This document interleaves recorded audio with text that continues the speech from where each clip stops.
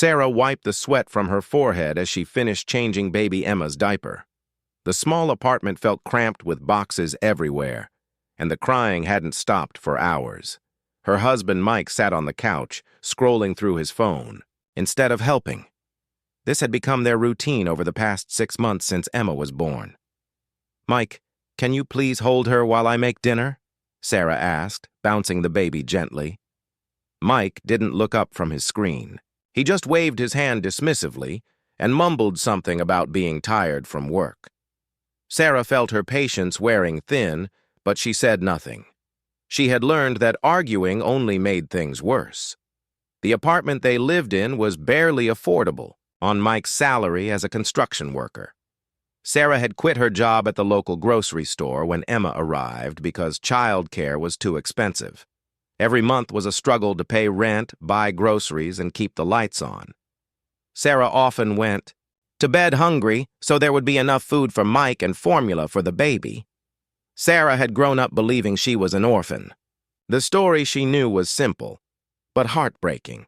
Her mother had died in childbirth, and her father had abandoned her at the hospital. She was raised by her grandmother, a kind woman who worked 3 jobs to give Sarah a decent life. Grandma Rose never talked much about Sarah's parents, always changing the subject when Sarah asked questions. When Grandma Rose died 5 years ago, Sarah felt completely alone in the world. That's when she met Mike at a coffee shop.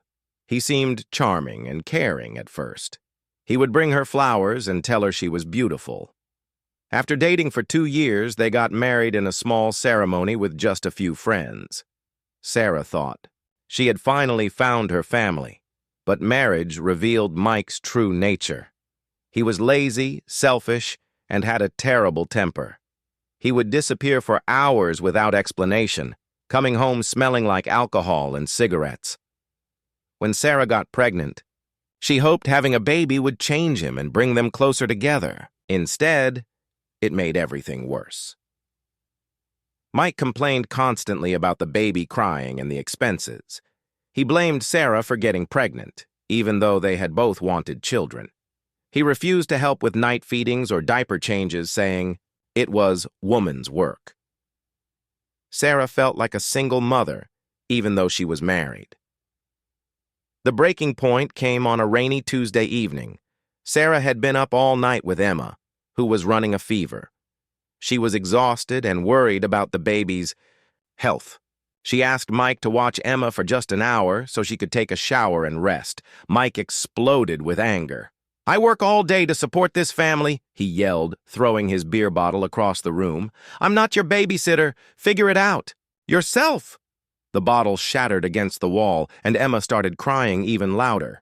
Sarah's heart broke as she realized her husband cared more about his comfort than his own daughter's well-being. That night, after Mike stormed out to the bar, Sarah sat in the dark, holding Emma. She made a decision that would change everything.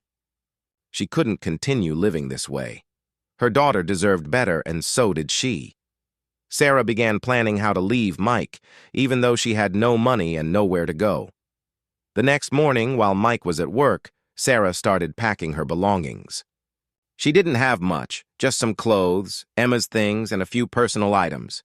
As she cleaned out the closet, she found an old shoebox that belonged to Grandma Rose. Inside were papers and documents Sarah had never seen before. Among the yellowed papers was her original birth certificate. Sarah's hands trembled as she read it. The father's name wasn't listed as unknown like she had always believed. Instead, there was a name: Robert Harrison. Sarah stared at the paper in shock. Her grandmother had lied to her about her father abandoning her. Sarah quickly searched through more papers and found old letters tied with a ribbon. The letters were addressed to Rose Thompson, her grandmother, and they were from someone signing as R.H. As Sarah read them, her heart pounded with excitement and confusion. The letters talked about monthly payments being sent for Sarah's care and expressed regret about not being able to be part of her life due to circumstances. One letter, dated just 2 years ago, included a newspaper clipping. Sarah gasped. when she saw it. The headline read, "Tech billionaire Robert Harrison donates $50 million to Children's Hospital." The photo showed a distinguished older man with kind eyes that looked remarkably similar to Sarah's own. Sarah's mind raced as she pieced together the puzzle. Her father wasn't some deadbeat who abandoned her. He was Robert Harrison, one of the richest men in the country. But why had her grandmother kept this secret? Why hadn't her father tried to contact her directly? Emma gurgled from her carrier, bringing Sarah back to reality. She looked at her beautiful daughter and realized that everything was about to change. She wasn't alone in the world after all. She had a wealthy father who apparently cared enough to support her financially through her grandmother. Sarah made a bold decision. She would find Robert Harrison and confront him about the truth. She would demand answers about why he had stayed away and whether he wanted to be part of his granddaughter's life. But first, she had to deal with Mike. When Mike came home that evening, Sarah was ready. She had packed everything and called her friend Lisa to help with transportation. Emma was sleeping peacefully in her car seat, unaware that her life was about to change dramatically. "Where do you think you're going?" Mike demanded when he saw the suitcase by the door. Sarah stood tall and looked him in the eye with new confidence. She thought about her billionaire father and realized she didn't have to accept Mike's treatment anymore. "I'm leaving," Sarah said simply. "Emma and I deserve better than this." Mike's face turned red with anger, but Sarah didn't back down. For the first time in months, she felt strong and determined. She had discovered a truth that changed everything, and she was ready to fight for the life she and her daughter deserved. Mike grabbed Sarah's arm roughly as she tried to pick up Emma's car seat. His grip was tight enough to leave bruises, and his breath smelled like beer and cigarettes. Sarah had seen this angry side of him before, but tonight felt different. Tonight, she wasn't afraid. "You're not taking my daughter anywhere," Mike snarled. "You have no money, no job, and nowhere to go. You'll come crawling back within a week." His words were meant to hurt and intimidate, but Sarah felt a strange calmness wash over her. She thought about the letters hidden in her purse and the truth about her father. "Emma deserves a father who loves her," Sarah replied firmly. "Since you've made it clear that's not you, we're leaving." She pulled her arm free and lifted the car seat. Emma stirred but didn't wake up. Mike's face grew darker with rage. "Fine, leave," he shouted. "But don't expect any help from me. You're on your own, just like you've always been. Nobody wants you, Sarah. Nobody ever has." His cruel words echoed in the small apartment, but they bounced off Sarah's newfound strength. Sarah walked toward the door without looking back. She heard Mike throw something against the wall behind her, probably another beer bottle. The sound of breaking glass no longer scared her. She was done being a victim of his anger and selfishness. Lisa was waiting in her car outside the apartment building. She was Sarah's only real friend, a single mother herself who understood the struggles of raising a child alone. Lisa had offered her couch for as long as Sarah needed it, even though money was tight for her too. "Are you okay?" Lisa asked, as Sarah buckled Emma's car seat into the back. Sarah's hands were shaking slightly, but her voice was steady when she answered. "I'm better than I've been in months," Sarah said. It was true. Despite the uncertainty ahead, she felt lighter than she had since Emma was born. The weight of Mike's negativity and abuse was finally off her shoulders. During the drive to Lisa's apartment, Sarah told her friend about the discovery of the letters and her father's true identity. Lisa nearly swerved off the road when Sarah mentioned Robert Harrison's name. "The tech billionaire? Are you serious?" Lisa asked. "Sarah, do you realize what this means? If he's really your father, you and Emma could have a completely different life." Sarah had been thinking about exactly that. Robert Harrison was worth billions of dollars. He owned technology companies around the world and was known for his charitable work. If he truly was her father, why had he stayed away? And more importantly, would he want to meet his granddaughter? That night, Sarah lay on Lisa's couch with Emma sleeping in a portable crib nearby. She used Lisa's laptop to research everything. She could find about Robert Harrison. She learned that he had never married and had no publicly known children. His biography mentioned that he was orphaned young and built his fortune from nothing through hard work and smart investments. Sarah found hundreds of photos of her father at business events and charity functions. The resemblance was undeniable. They had the same green eyes, the same stubborn chin, and the same way of tilting their head when thinking. Emma had inherited those same features, too. As Sarah read more about Robert Harrison's life, she began to understand why he might have stayed away. The articles painted him as a very private person who avoided personal relationships to focus on his business. Several interviews mentioned his belief that his wealth made it difficult to trust people's motives for wanting to be close to him. The next morning, Sarah made a decision that terrified and excited her at the same time. She would try to contact Robert Harrison directly. She spent hours crafting an email to his company's general contact address, knowing it would probably never reach him personally. But she had to try. In the email, Sarah explained who she was and included details that only his daughter would know, things from the letters her grandmother had saved. She attached a photo of Emma and mentioned that she wasn't looking for money, just answers and possibly a relationship with her father. Days passed without a response. Sarah tried not to get her hopes up, but it was difficult. She spent her time taking care of Emma and helping Lisa with household chores to earn her keep. Lisa's two-bedroom apartment was crowded with 4 people, but no one complained. Sarah also began looking for work. She had some savings from her old job, but it wouldn't last long. She needed to find a way to support herself and Emma independently, whether or not her father responded to her email. On Friday afternoon, Sarah's phone rang with an unknown number. She almost didn't answer, thinking it might be Mike calling to harass her. But something made her pick up on the last ring. "Is this Sarah Thompson?" asked a professional-sounding woman's voice. Sarah's heart began to race. "Yes, this is Sarah," she replied, trying to keep her voice calm. "My name is Jennifer Walsh. I work for Robert Harrison. He received your email and would like to meet with you. Would you be available this Sunday afternoon?" Sarah nearly dropped the phone. She looked over at Emma, who was playing happily with her toys on a blanket on the floor. This was really happening. Her father wanted to meet her. "Yes," Sarah managed to say. "Yes, I would be very available." Jennifer gave Sarah an address for a private office building downtown and told her to come alone, but that she could bring the baby if necessary. Sarah's mind was spinning with questions and emotions. She was excited, nervous, and scared all at the same time. After hanging up, Sarah immediately called Lisa at work to share the news. Lisa was thrilled but also worried about Sarah's emotional well-being. "Just remember," Lisa warned, "rich people are different. Don't expect too much from this meeting. Protect yourself and Emma first."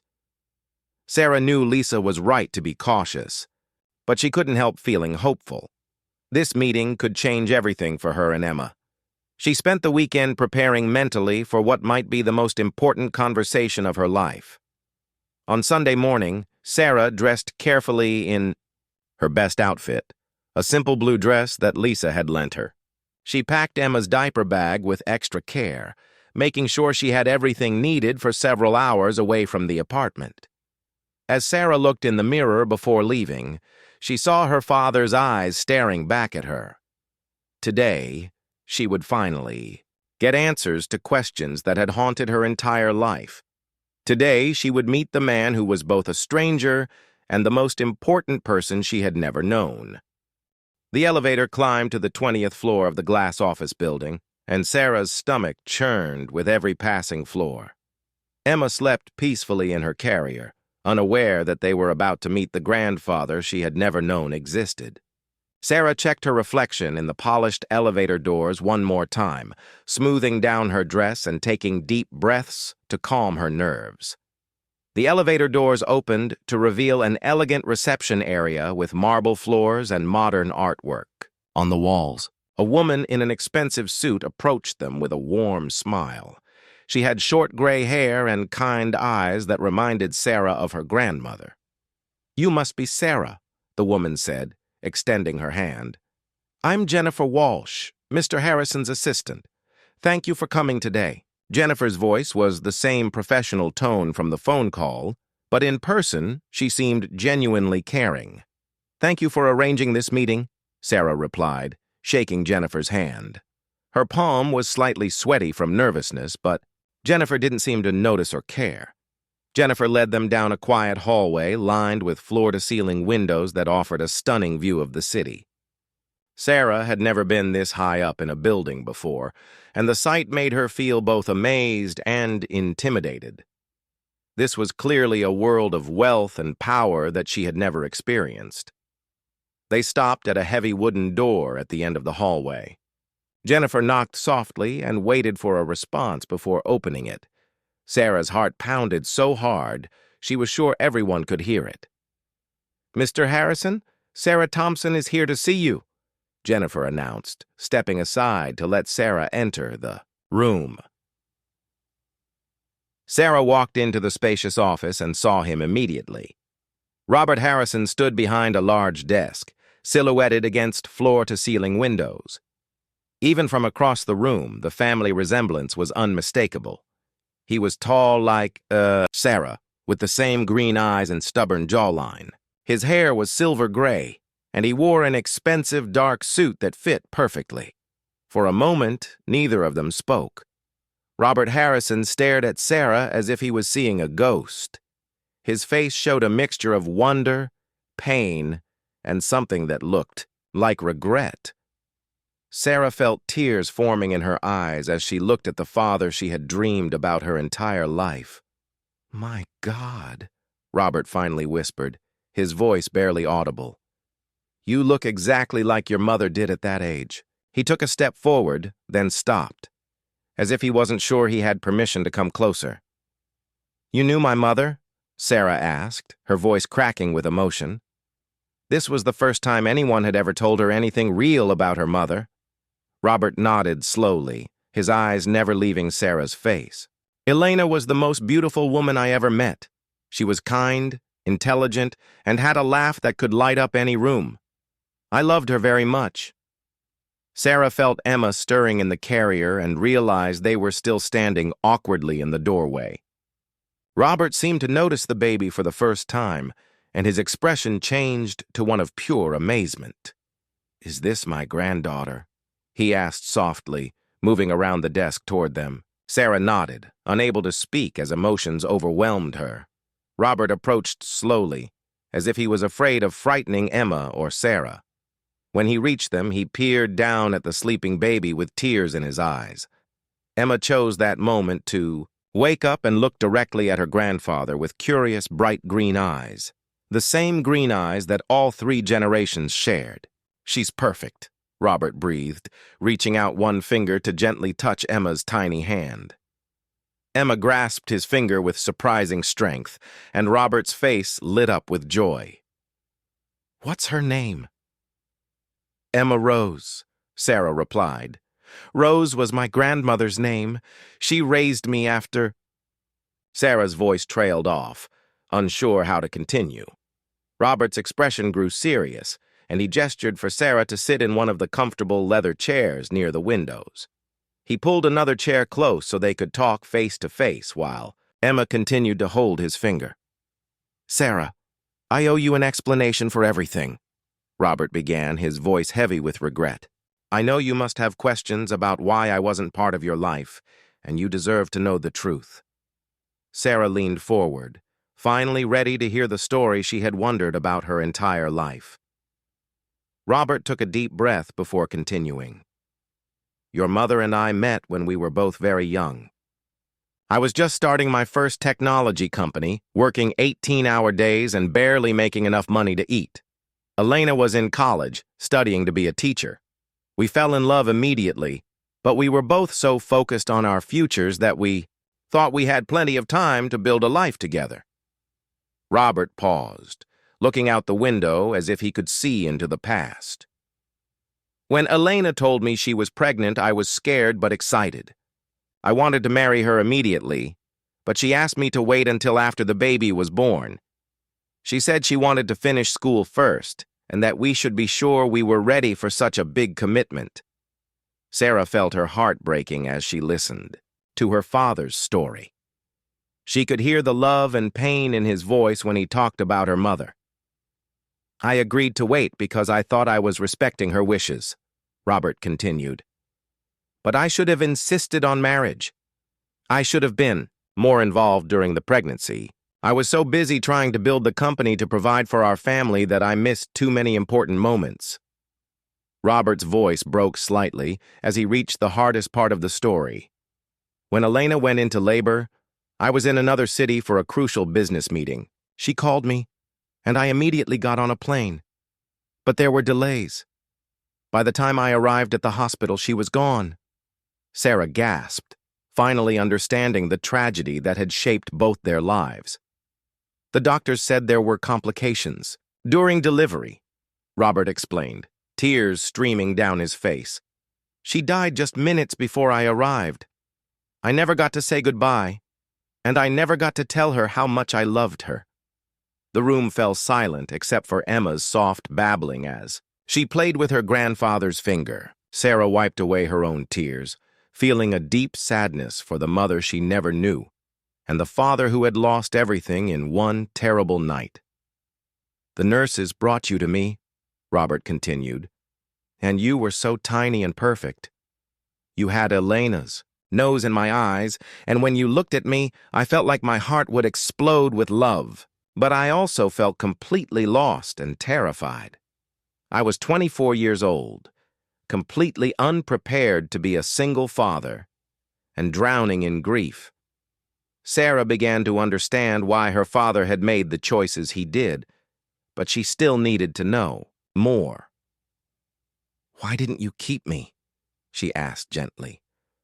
Robert's face showed the pain of a decision that had haunted him for 26 years. Your grandmother Rose came to the hospital. She had raised Elena after her own parents died, and she was the closest thing to family that Elena had.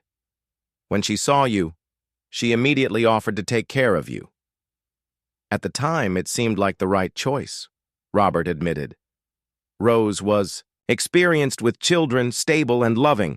I was a mess, barely keeping my business afloat, and I didn't think I could give you the attention and care you deserved. I thought I was doing what was best for you. Robert gently lifted Emma from her carrier, and she settled comfortably in his arms as if she belonged there. Sarah watched in amazement as her daughter seemed to recognize her grandfather instinctively. Emma cooed and reached for Robert's face, with her tiny hands, making him smile through his tears. I made Rose promise to let me support you financially, Robert continued, cradling Emma carefully. Every month, I sent money for your food, clothes, health care, and education. I wanted to make sure you had everything you needed, even if I couldn't be there personally. Sarah thought about her modest childhood and realized that her grandmother had been very careful with money. They never lived in luxury, but Sarah never went without necessities either. Now she understood where the stability had come from. Why? Didn't Grandma Rose tell me the truth? Sarah asked. She always said my father had abandoned me at the hospital. Robert's expression grew pained. That was my fault. I asked Rose to tell you that story because I thought it would be easier for you to believe your father was a deadbeat than to know he was a coward who was too scared to raise his own daughter. You weren't a coward, Sarah said softly. You were young and grieving. Anyone would have been overwhelmed in that situation. Robert shook his head. I should have tried harder. I should have visited you, been part of your life even if Rose was your primary caregiver. Instead, I threw myself into work and convinced myself that providing money was enough. I built my company into an empire, but I lost the most important thing in my life, the chance to watch my daughter grow up. Emma began to fuss slightly, and Sarah reached into the diaper bag for a bottle. Robert watched intently as Sarah prepared it, clearly fascinated by every aspect of caring for his granddaughter. May I? Robert asked, gesturing toward the bottle. Sarah nodded and showed him how to hold it at the right angle. As Emma drank contentedly in her grandfather's arms, Robert's face glowed with happiness. "I've missed so much," he murmured, looking down at Emma with wonder. "Your first steps, your first words, your graduation, your wedding. And now I'm missing Emma's milestones, too." "You don't have to miss any more," Sarah said boldly. The words came out before she could stop them, but she realized she meant them completely. Despite 26 years of absence, she felt a connection to her father that she had never felt with anyone else. Robert looked up at her with hope in his eyes. "Do you mean that? After everything I've done wrong, would you really want me in your lives?" Sarah thought about Mike's rejection and cruelty, then looked at her father holding Emma with such tenderness and care. The contrast was striking. Mike had been present but emotionally absent, while Robert had been physically absent but had always cared from a distance. "I spent my whole life feeling like I wasn't good enough for anyone to love," Sarah admitted. "My husband made me feel worthless and unwanted. But sitting here with you, hearing your story, I realized that I was loved all along. I just didn't know it." Robert's eyes filled with tears again. "Sarah, you were always loved. Not a day went by that I didn't think about you and wonder how you were doing. I have investigators who sent me reports about your life, your school, achievements, your jobs, your marriage. I was so proud when you graduated high school with honors, and I was heartbroken when I learned that your husband was treating you poorly." Sarah was shocked. "You knew about Mike. I knew he was unemployed half the time, that he had a drinking problem, and that he was making your life miserable," Robert said, his voice hardening with anger. "It took everything in my power not to intervene. I wanted to help you leave him, but I was afraid you would reject help from a stranger." "Why didn't you contact me directly?" Sarah asked. Robert shifted Emma to his shoulder and began patting her back gently, instinctively knowing how to burp a baby despite never having raised one. "Because I was terrified that you would hate me for abandoning you. I figured that an absent father was better than a rejected father." Sarah reached over and touched her father's hand. "I could never hate you. I might have been angry at first, but I would have gotten over it. All I ever wanted was to know that I mattered to someone." "You matter more than anything in the world," Robert said firmly. "Both of you do. I know I can't make up for lost time, but I want to try if you'll let me." Emma finished her bottle and settled back into sleep in Robert's arms. He looked completely natural holding her, as if he had been doing it all his life. Sarah felt a warmth in her chest that she had never experienced before, the feeling of belonging to a real family. "I want you to move out of your friend's apartment," Robert said suddenly. "I own several properties in the city. You can choose whichever one you like best. Consider it a gift from a grandfather to his granddaughter." Sarah's first instinct was to refuse. She had been independent for so long that accepting help felt strange. But then she looked at Emma, sleeping peacefully in her grandfather's arms, and realized that this wasn't just about her anymore. "I don't want to take advantage," Sarah said carefully. "I'm looking for work, and I plan to support Emma and myself." "I know you're not a gold digger," Robert smiled. "That's exactly why I want to help you. You contacted me for answers, not money. That tells me everything I need to know about your character." Jennifer Walsh appeared in the doorway with a folder in her hands. "Excuse me, Mr. Harrison, but I have those documents you requested." "Perfect timing," Robert said, carefully transferring Emma back to Sarah's arms. He took the folder from Jennifer and returned to his desk. "Sarah, these are employment contracts for 3 different positions within my companies. They're all entry-level, but with excellent benefits and advancement opportunities." Sarah opened the folder and saw job descriptions for positions in marketing, human resources, and project management. The salaries listed were more than she had ever imagined earning. "You don't have to decide right now," Robert said, "but I want you to know that you have options. You're clearly intelligent and capable. Rose always sent me updates about your achievements in school and work. These jobs are yours if you want them, based on merit, not nepotism. Sarah felt overwhelmed by the sudden change in her circumstances. 24 hours ago, she had been living on a friend's couch with no job prospects and an uncertain future. Now she had a loving father, a beautiful home waiting for her, and career opportunities she had never dreamed possible. This is all happening so fast, Sarah admitted. I'm grateful beyond words, but I need some time to process everything. Of course, Robert said understandingly. Take all the time you need. In the meantime, please let me set you up in one of the apartments. It's not charity. It's a grandfather wanting to provide a safe, comfortable home for his granddaughter. Sarah looked down at Emma, who was awake and staring up at her with those familiar green eyes. For the first time in her life, Sarah felt like she had real choices and real support. She thought about Mike's cruel words about nobody wanting her, and she almost laughed at how wrong he had been. Okay, Sarah said finally. We'll accept your help, but I want to earn my place in your life, not just be handed everything. Robert's smile was brighter than the afternoon sun streaming through the windows.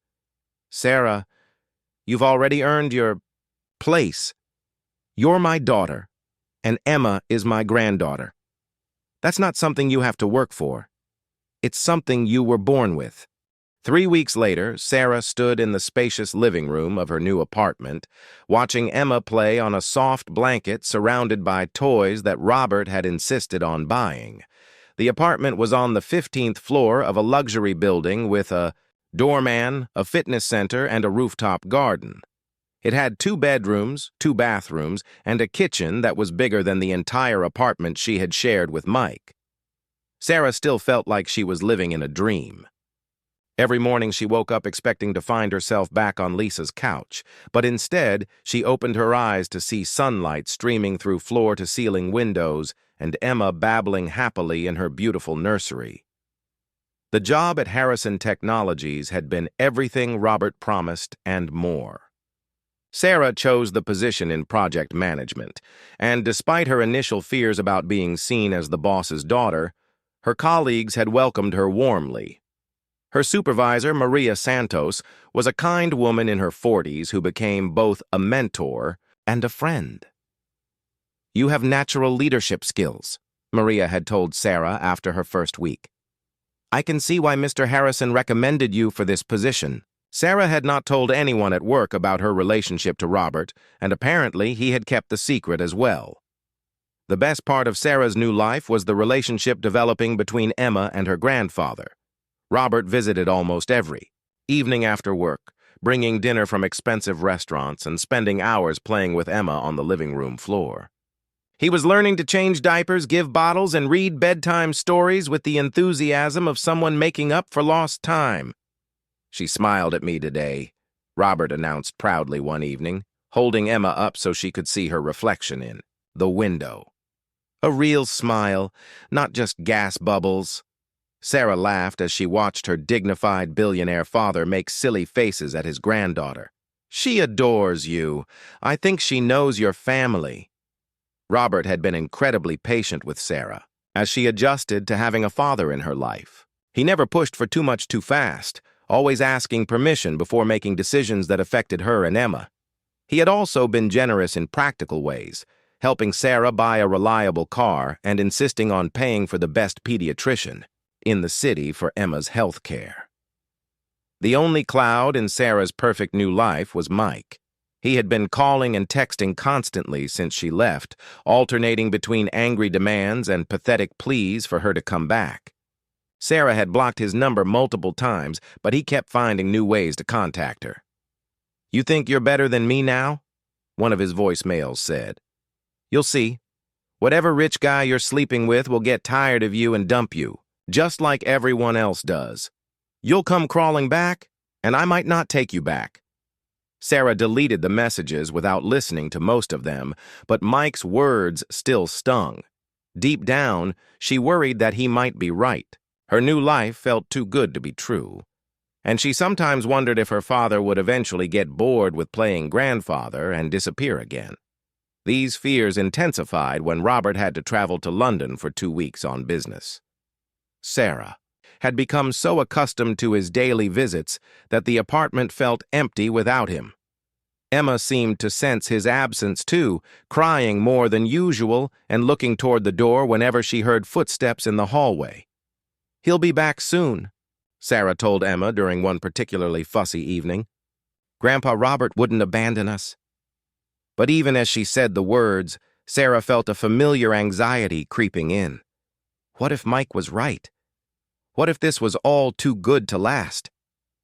Robert called every day from London, wanting to hear about Emma's daily activities and see her face on video calls. During one call, he noticed that Sarah seemed sad and distant. "Is everything all right?" he asked, concern evident in his voice even through the computer screen. "You seem worried about something." Sarah hesitated, not wanting to burden her father with her insecurities, but his genuine care and concern made her feel safe enough to be honest. "I keep waiting for the other shoe to drop," Sarah admitted. "This new life is so wonderful that it doesn't feel real. I'm scared that something will happen to take it all away." Robert's expression grew serious. "Sarah, I understand why you would feel that way. You've been let down by people who were supposed to love and protect you. But I need you to understand something important. I'm not going anywhere. You and Emma are the most important things in my life now." "But what if you get tired of us?" Sarah asked, voicing her deepest fear. "What if being a grandfather is more work than you expected?" Robert leaned closer to the camera, his eyes intense with sincerity. "Sarah, I spent 26 years regretting the biggest mistake of my life. I'm not going to make that mistake again. Nothing could make me leave you and Emma, not work, not inconvenience, not anything." Before Sarah could respond, she heard loud pounding on her apartment door. Emma started crying at the sudden noise, and Sarah felt her heart rate spike with fear. The pounding continued, aggressive and demanding. "Sarah, I know you're in there!" Mike's voice was slurred with alcohol and thick with rage. "Open this door right now!" Robert could hear the commotion through the video call. "Sarah, who is that?" "Are you safe?" "It's Mike," Sarah whispered, picking up Emma and backing away from the door. "I don't know how he found out where I live." The pounding got louder, and Mike began shouting threats and obscenities. Other residents in the hallway could probably hear him, but Sarah was too scared to care about embarrassment. "I'm calling the police," Robert said immediately.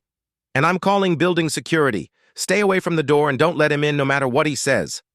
Mike continued yelling for several more minutes before Sarah heard the elevator doors open and voices in the hallway. Building security had arrived, along with 2 police officers that Robert had somehow managed to contact from London. "Sir, you need to leave the building immediately," Sarah heard one of the officers say firmly. "You're trespassing and disturbing." "The peace! That's my wife and my daughter in there," Mike shouted back. "I have a right to see them." "Actually, sir, you don't," the other officer replied calmly. "This resident has made it clear that you're not welcome here. If you don't leave voluntarily, we'll have to arrest you." Sarah heard Mike cursing and arguing, but gradually his voice grew fainter as the officers escorted him toward the elevator. Emma had stopped crying and was looking up at Sarah with wide, curious eyes. "Are they gone?" Robert asked anxiously from the computer screen. Sarah crept toward the door and looked through the peephole. The hallway was empty except for one security guard who nodded reassuringly at her door. "Yes, they're gone," Sarah said, sinking into a chair with relief. "How did you manage to call the police from London?" "I have contacts everywhere," Robert said grimly, "and I'm cutting my trip short. I'll be on a plane tomorrow morning." "You don't have to do that," Sarah protested. "Your business meetings are important." "Nothing is more important than you and Emma being safe," Robert replied firmly. "I should have anticipated that Mike might try something like this. I'm hiring a security service to keep watch on your building until we can get a permanent restraining order." Sarah felt a mixture of gratitude and guilt. She didn't want her problems with Mike to interfere with her father's work, but she also felt incredibly protected knowing that Robert was willing to drop everything for her safety. The next evening, Robert arrived at Sarah's apartment with flowers, Emma's favorite baby food, and a thick folder of legal documents. "I've spoken with my attorneys," he said, settling into his usual chair while Emma crawled toward him excitedly. "We're filing for a restraining order against Mike, and I'm also having my security team do a complete background check on him." "What did they find?" Sarah asked, though she wasn't sure she wanted to know. Robert's expression darkened. "More than we expected. Mike has a history of domestic violence with previous girlfriends, and he's been arrested twice for drunk and disorderly conduct. There's also evidence that he's been unemployed for longer than he told you, and has been borrowing money from some very unsavory people." Sarah felt sick to her stomach. She had married a man she barely knew, and she had brought Emma into that dangerous situation. "This isn't your fault," Robert said, reading her expression. "Mike is a skilled manipulator who showed you only what he wanted you to see. The important thing is that you're safe now, and we're going to make sure you stay that way." Emma had managed to pull herself up using Robert's leg and was babbling excitedly at her grandfather. Robert lifted her onto his lap and began playing their favorite game of peekaboo, making Emma giggle with delight. "I have something else to discuss with you," Robert said once Emma had settled down with her toys. "I know this might seem premature, but I want to talk about making our family relationship official." Sarah looked puzzled. "What do you mean?" "I want to adopt Emma as my legal granddaughter and establish you as my heir," Robert explained. "Right now, if something happened to me, you and Emma would have no legal claim to anything. I want to change that." Sarah was stunned. She had never thought about inheritance or legal relationships. The idea of being Robert's heir felt overwhelming and surreal. "I don't want your money," Sarah said automatically. "I mean, I'm grateful for everything you've done, but I don't want you to think I'm only here for financial gain." Robert smiled. "I know exactly why you're here, and it has nothing to..." 6 months later, Sarah stood in the conference room at Harrison Technologies, presenting her latest project to a room full of executives. Emma sat quietly in her stroller nearby, occasionally babbling at the colorful charts on the presentation screen. The company had become surprisingly child-friendly since Robert quietly implemented new policies for working parents. "The client satisfaction scores have improved by 30% since we implemented the new communication protocols," Sarah explained confidently. "We're also seeing faster project completion times and reduced costs across all departments." The Bay executives nodded approvingly, taking notes and asking thoughtful questions.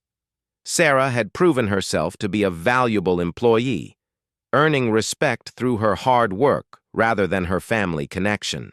Most of her colleagues still didn't know she was Robert's daughter, though a few had begun to suspect due to Emma's frequent presence in the office. After the meeting, Maria Santos approached Sarah with a big smile. "Congratulations," she said, warmly. "The board just approved your promotion to senior project manager. You've earned it." Sarah felt a surge of pride and accomplishment. The promotion was based entirely on her performance over the past 6 months, not on any favoritism from her father. She had finally found a career where she could excel and grow. That evening, Sarah and Emma joined Robert for dinner at his penthouse apartment. It had become their weekly tradition, and Robert always cooked personally rather than ordering from restaurants. He claimed that learning to cook was part of making up for lost time as a father and grandfather. "I heard about your promotion," Robert said, bouncing Emma on his knee while Sarah set the table. "I'm incredibly proud of you, but I have to admit I'm not surprised. Your project management skills are impressive." "Thank you," Sarah replied, feeling warm with his approval. "It feels good to know I earned it on my own merit." The peaceful evening was interrupted by Sarah's phone ringing. She looked at the caller ID and saw that it was Detective Rodriguez, the police officer handling Mike's case. "Mrs. Thompson, the Detective said when Sarah answered. "I have some news about your ex-husband. He was arrested this morning trying to break into Harrison Technologies. Security cameras caught him attempting to access employee records, apparently looking for information about you." Sarah felt her stomach drop. Mike had escalated from harassing her at home to trying to find her at work. Robert immediately took the phone to speak with the detective directly. "What are the charges?" Robert asked, his voice stern and businesslike. "Breaking and entering, attempted theft of corporate information, and violation of the restraining order," Detective Rodriguez replied. "This is his third violation, so he'll likely face significant jail time. We also found evidence that he's been borrowing money from loan sharks and telling them he'd pay them back once he got his rich wife to return to him." After hanging up, Robert's expression was grim. "Sarah, I think it's time we had a serious conversation about your safety and your future." Sarah lifted Emma from Robert's arms and settled her in the high chair with some finger foods. "What do you mean?" "Mike isn't going to stop," Robert said bluntly. "Even if he goes to jail for a few months, he'll get out eventually and probably come after you again. I think you should consider changing your name legally, maybe even relocating to another city." The suggestion made Sarah feel panicked. She had finally found stability and happiness, and the idea of running away and starting over again was terrifying. "I don't want to run anymore," Sarah said firmly. "I spent my whole life feeling like I didn't belong anywhere. Now I have a job I love, a home I'm comfortable in, and a father who cares about me. I'm not going to let Mike chase me away from the life I've built." Robert looked surprised by her vehement response, but also proud. "You're right," he said after a moment. "Running away isn't the answer. We'll deal with Mike head on." "What does that mean exactly?" Sarah asked. Robert's expression grew calculating in a way that reminded Sarah he was one of the most successful businessmen in the world. "It means we're going to make it very clear to Mike that harassing you is not in his best interests." The next morning, Sarah arrived at work to find Mike sitting in the lobby with two large men in expensive suits. She recognized them immediately as Robert's personal security team. Mike looked smaller and more pathetic than she remembered, his clothes wrinkled and his face unshaven. Robert appeared beside Sarah as she stood frozen in the doorway. "I thought you should see this," he said quietly. "But you don't have to participate if you don't want to." Sarah straightened her shoulders and walked toward the group.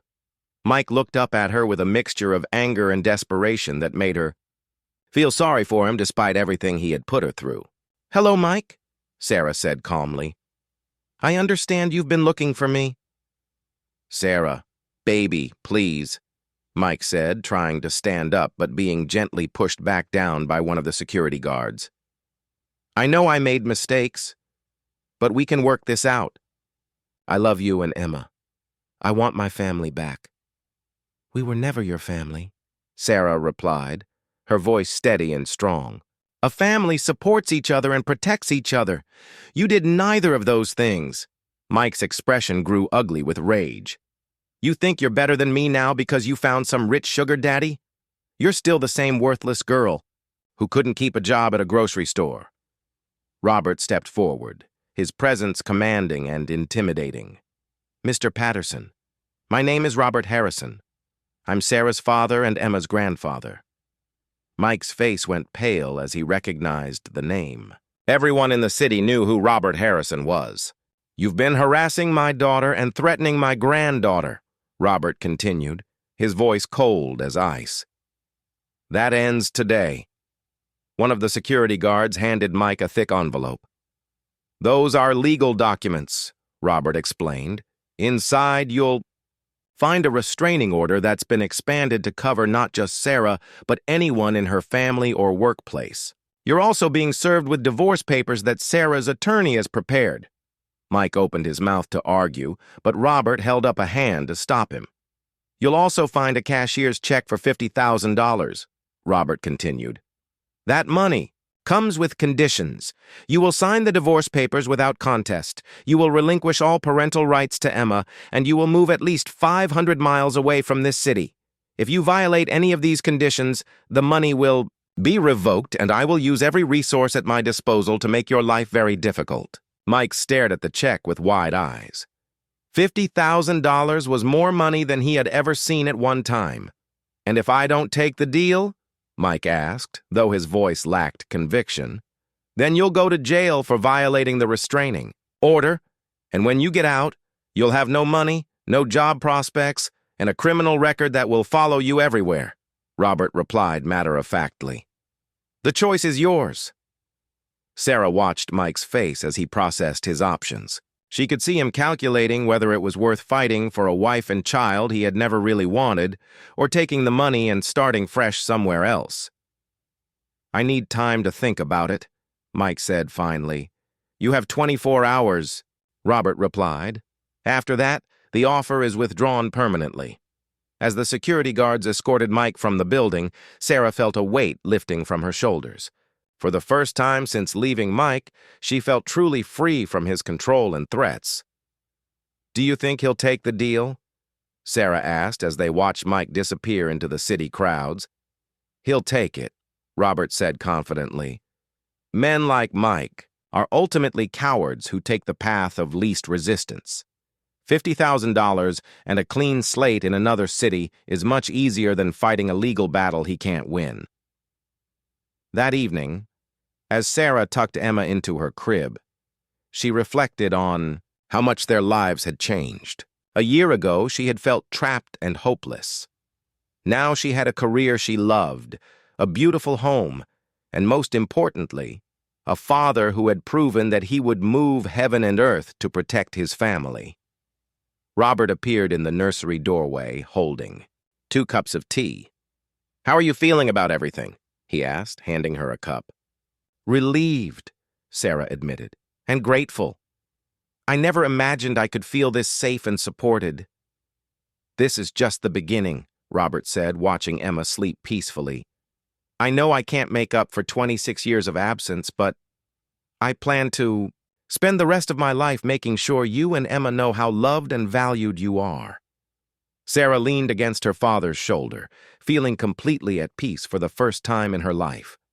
Outside, the city continued its busy rhythm, but inside the nursery, 3 generations of a family stood together, finally whole, and looking toward a bright future filled with love, security, and endless possibilities.